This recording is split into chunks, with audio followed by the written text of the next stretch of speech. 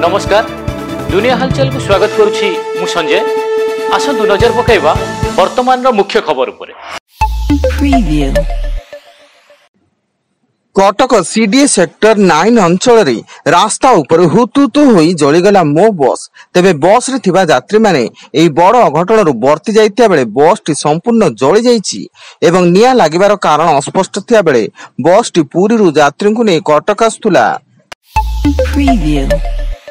कर्णाटकर पुणे बेंगलुरु राजपथ रे एक mini bus parking रे थिबा ट्रक को धक्का देबा फଳରେ 13 जनकर मृत्यु एवं 4 जन आहत होइचंती। घटनास्थल रे 11 जनकर मृत्यु घटिया बेले डाक्तरखाना रे चिकित्सित समय रे अन्य 2 जनकर मृत्यु घटिछि।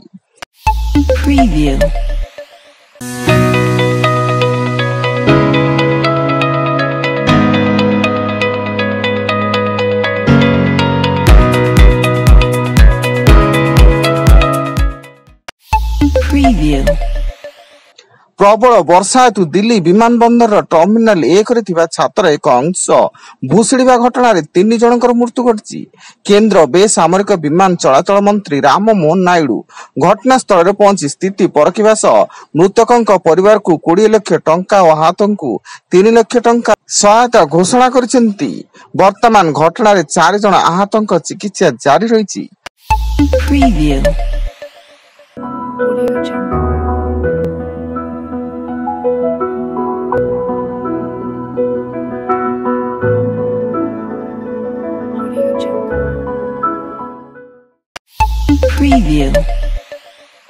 बालेश्वर जिला सौर थाना अंतर्गत 16 नंबर जातीय राजपथ बरफकल छक निकट स्कूटी को धक्का दिला ट्रक। एथिरे स्कूटी रे थिबा 3 जनक मध्यरु जनकर मृत्यु घटिया बेले अन्य 2 जन आहत होइचंती। सेमाने बालियापाळरू कीर्तन सारी घर को फेरुतिया बेले ट्रक तांको धक्का देइतिला। रायगढ़ जिला श्रम विभाग रे निर्माण श्रमिकों को मृत्युकालीन सहायता राशि प्रदान रे दुर्नीति होइतबा अभियोग घटना रे राज्य सरकार जिला श्रम अधिकारिणी जस्मिन शुभदर्शन साहू को निलंबन करचंती। जिला श्रम अधिकारी को विभागीय प्रमुख सचिव निलंबन करचंती।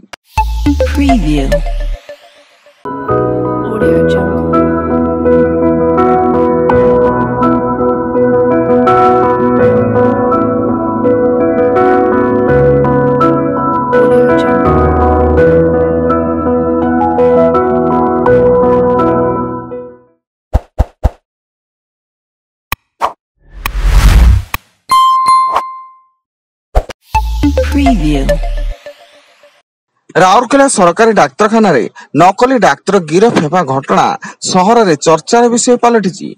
घरोई संस्था राही केयर प्राइवेट लिमिटेड द्वारा परिचालित हेउतबा डायलिसिस विभाग रे कार्यरत कर्मचारी एहाको तदारख करुतबा आरजीएच रे अधिकारी भूमिका को नै संदेह सृष्टि होइछि।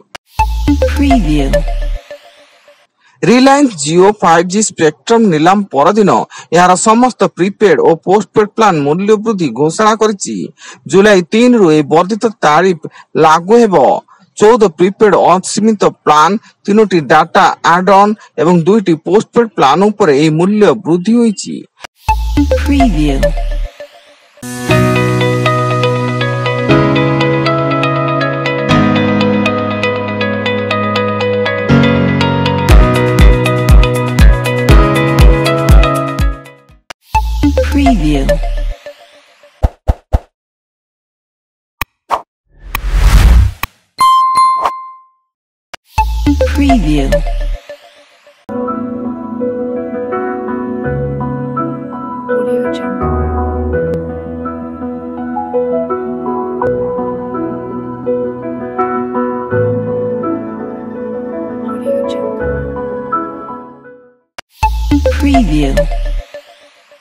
एवं भद्रक चांदाबाली थाना पुलिस महिला शिशु दबंगिरी घटना रे 2 पुलिस कर्मचारी को निलंबित करचंती भद्रक एसपी वरुण गुंठुपली। महिला पुलिस कर्मचारी बदल रे पुरुष पुलिस कर्मचारी जड़े महिला को घोषाड़ी नेउथुवा वीडियो सोशल मीडिया रे भाइरल हेबा परे सारा राज्य रे तीव्र प्रतिक्रिया प्रकाश पाइथिला।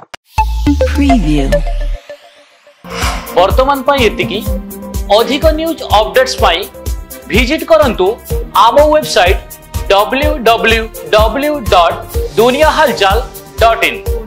धन्यवाद।